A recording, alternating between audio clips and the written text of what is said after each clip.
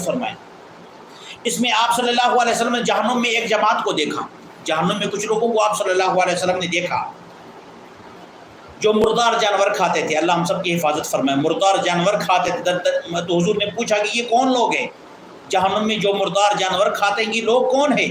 تو حضرت جبریل نے عرض کیا کہ یہ وہ لوگ ہیں جو دنیا میں لوگوں کے گوشت کھاتے تھے، یعنی دنیا میں لوگوں کی غیبت کرتے تھے۔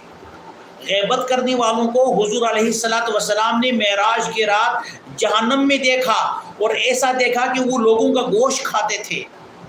تو میرے دوستو، آج ہمارے مجلس میں غیبت، ہم جب بیٹھتے ہیں غیبت، کسی کی غیبت اور کسی کی غیبت کرنا ہم اپنا حق سمجھتے ہیں، لیکن یاد رکھیں اس کا انجام کتنا برا ہے کہ حضور علیہ السلام نے غیبت کرنے والوں کو جہنم میں دیکھا اور لوگوں کی گوشت کھاتے ہوئے دیکھا۔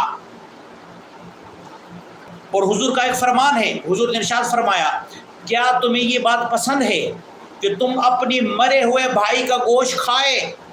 صحابہ نے کہا نہیں۔ تو فرمایا کہ جو شخص کسی مسلمان کی غیبت کرتا ہے، یہ ایسا ہے کہ گویا کہ یہ اپنے مرے ہوئے مسلمان بھائی کا گوشت کھاتا ہو۔ تو میرے دوستو، ہم نے اپنے آپ